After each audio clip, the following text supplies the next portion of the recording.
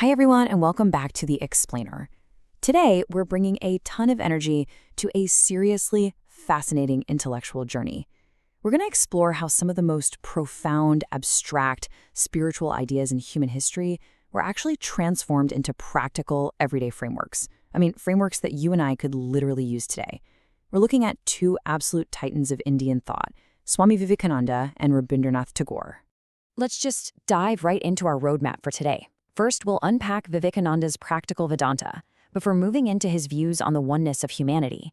Then we'll shift gears a bit to look at Rabindranath Tagore, specifically how he viewed true freedom and how he applied that to education for global citizens.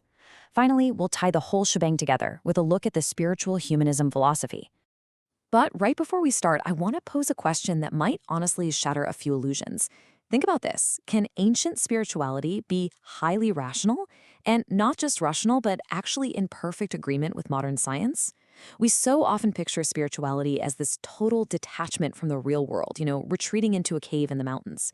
But what if it was actually the ultimate tool for engaging with reality? Keep that on the back of your mind as we get into this.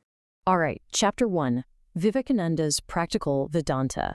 So to bring these lofty spiritual concepts into the real, breathing world, Vivekananda built his idea of practical Vedanta on four incredibly sturdy pillars. First up is universality. This is the idea that spiritual truths aren't just locked away for some elite group. They apply to the whole of humanity, because the same spirit flows through literally everyone. Then we have impersonality, rationality, and finally, optimism. And honestly, this last pillar is absolutely crucial. Practical Vedanta isn't some gloomy philosophy of despair. It breathes hopefulness. It insists that the human soul is inherently divine under all circumstances, which is meant to make people incredibly strong and self-reliant. Now, what's really fascinating here is how Vivekananda distinguishes Vedanta by its impersonality. While many major global religions, take Islam for instance, are intricately tied to the specific lives and histories of their founders, Vedanta operates entirely differently. It's based strictly on eternal principles. It doesn't rely on a single person or a specific historical incarnation. It just stands firmly on its own universal laws. Okay, and here's where it gets highly rational. This is actually my favorite part. Vivekananda pointed out a brilliant parallel. Modern science, right, views the universe as this vast sea of interconnected energy waves. Well, remarkably, Vedanta arrived at a very similar conclusion centuries earlier. It states that there is really just one soul in the universe, and all beings, you, me, everyone, are simply different configurations of that one single reality. So that spiritual oneness, it perfectly aligns with the discoveries of physics. It's like they hit the nail on the head way before microscopes were even a thing. Moving right along to Section 2, the oneness of humanity.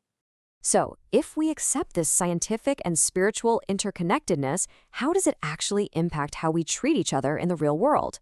The crucial point Vivekananda makes here is profound, but it's so simple.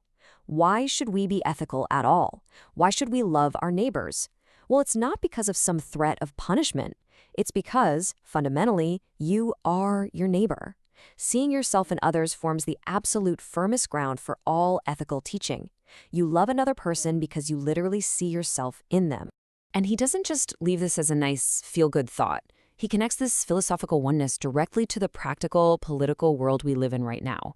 When you apply this Vedantic truth to society, it fuels the very concepts of democracy, socialism, liberty, equality, and fraternity. Think about it. If we are all one reality, then any form of inequality or oppression is essentially a form of self-harm. All right, Section 3, Tagore and True Freedom. To really understand our next legendary thinker, Rabindranath Tagore, we have to look at the dramatic stakes of his own life. Born into a wealthy Brahmin family, he headed to England in 1878 to study law, but he quickly pivoted to become a writer and philosopher. In 1901, he founded this radically experimental school called Shantiniketan. By 1913, he became the very first non-European to win the Nobel Prize in Literature. But what he did in 1919 is truly revealing about his character. He had been awarded a British knighthood, but he publicly repudiated it. He literally gave it back, in absolute protest against the Amritsar massacre. The man had deep principles, and he took serious action. During India's intense struggle for independence, Tagore actually found himself at odds with the major political factions. He impartially rejected both the moderates and the extremists of his time. Why? Well, he felt the moderates failed to reveal the true depth and worth of Indian culture.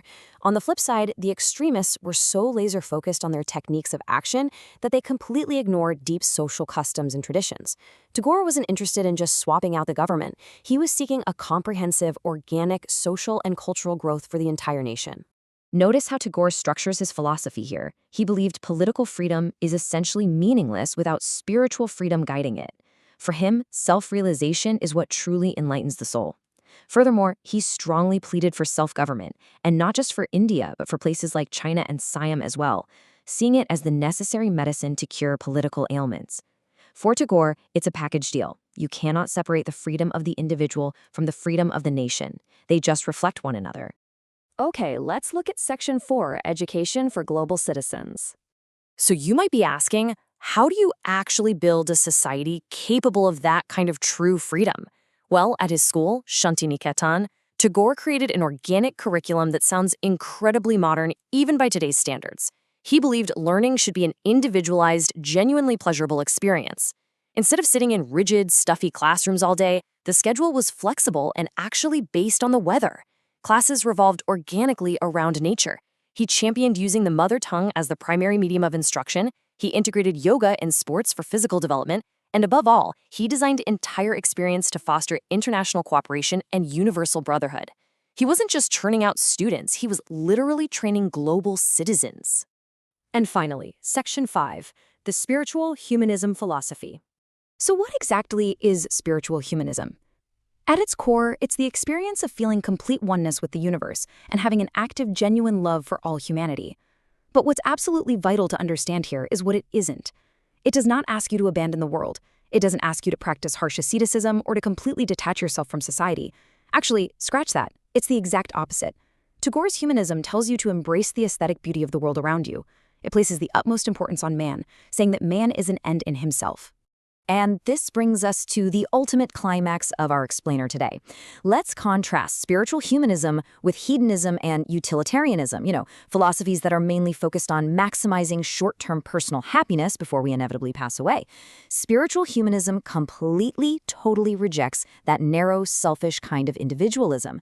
Instead, the real goal is attaining perfection through the development of your own personality. But here's the kicker. You don't do it to hoard it for yourself. Your perfection is meant to benefit the entire society. Selfishness is completely sacrificed for the broader good.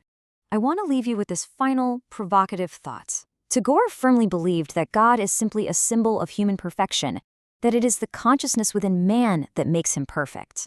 So ask yourself, in your day-to-day life, are you using your freedom merely to build a better, happier self? Or are you using that freedom to build a better society?